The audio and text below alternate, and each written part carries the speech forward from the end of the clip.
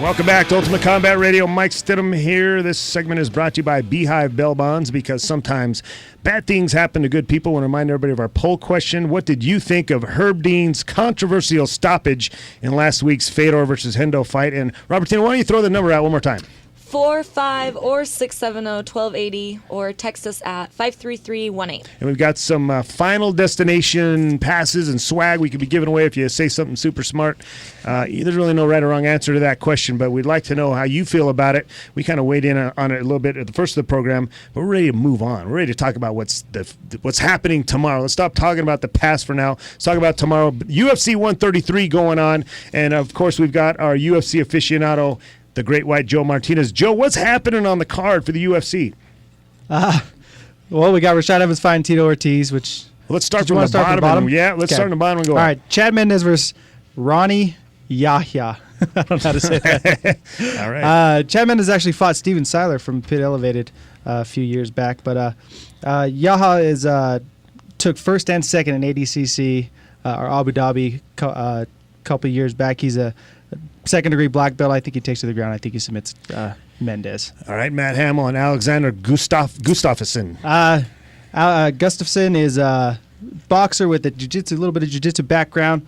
Matt Hamill, we know he's a wrestler. He was an NCAA wrestler. I don't think it's going to be a very exciting fight, but I think Matt Hamill beats him. It's got all the makings of paint drying. Yeah, I'm not too excited about it. All right, Rory McDonald and Mike Pyle.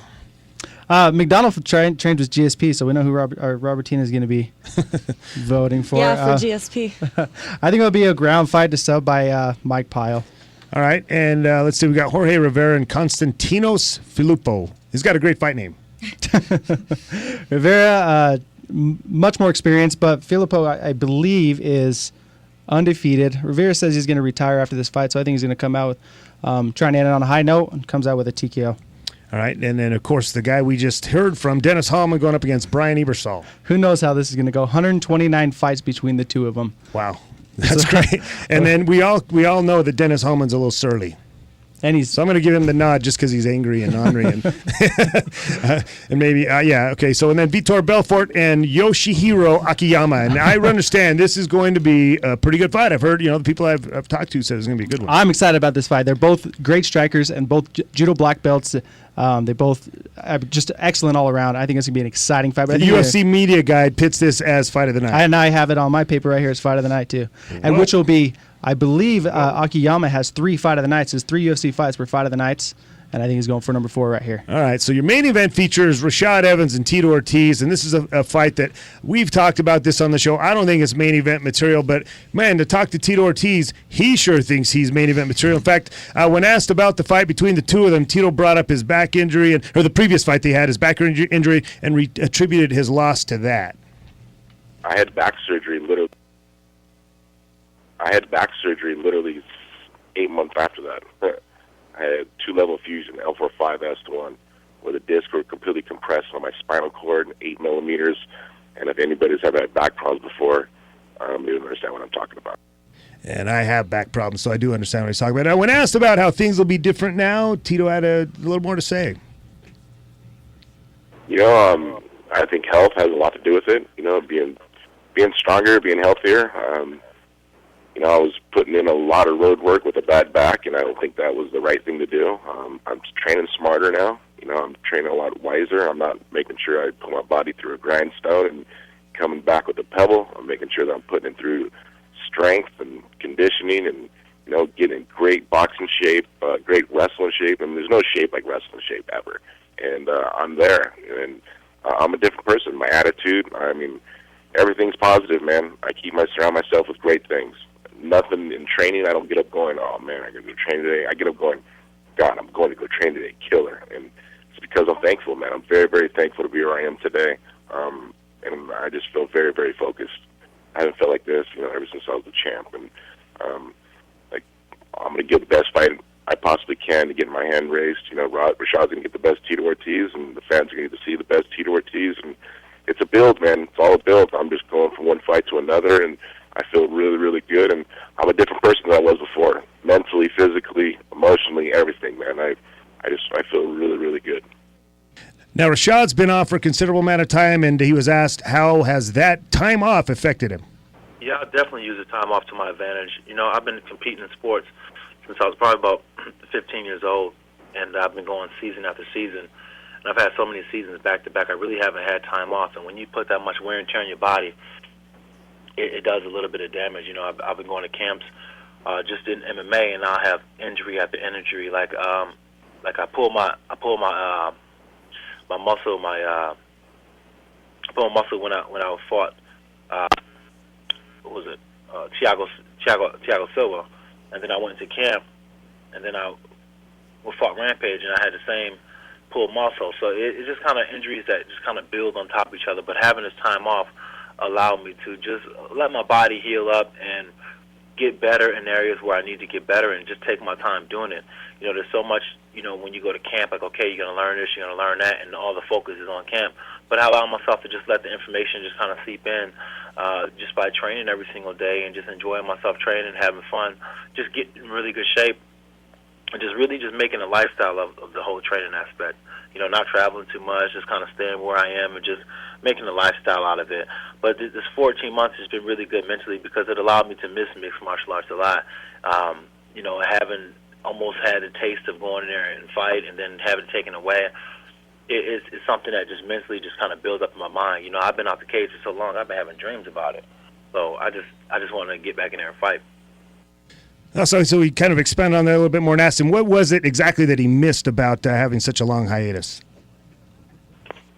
I missed the emotional roller coaster that you go on. It's like a trip.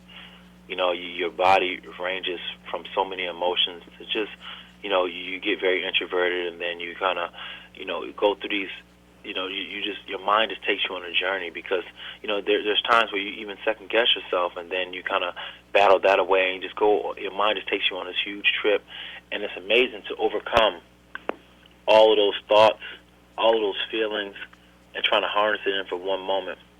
One moment when you actually win the fight and your hand is raised and you're just like, everything was all worth it. All of the hard work and sweat and all of that nervousness and anxiety and all those feelings of anger or frustration has all amounted to that moment where you got your hand raised, and then you just can't wait to do it again. And that is a ride that is so addictive that it makes it hard for anybody to leave the cage.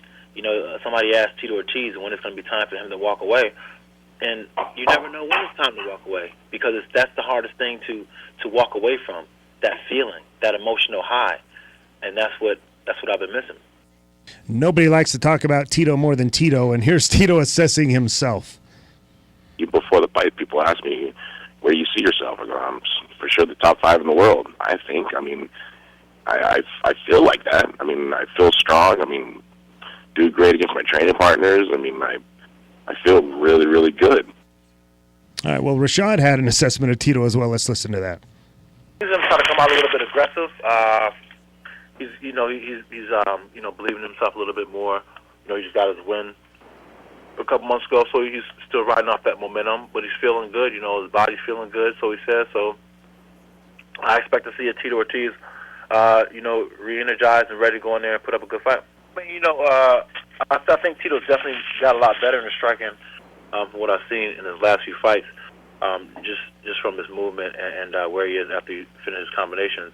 But, you know, I'm not really worried about his striking, to be honest.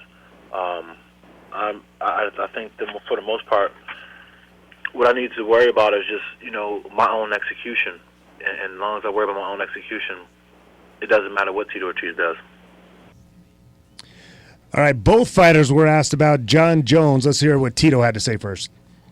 John Jones, I think he's an amazing champion, man. He's great. I mean, I hung out with him once in Vegas for the UFC Summit. He's a cool cat.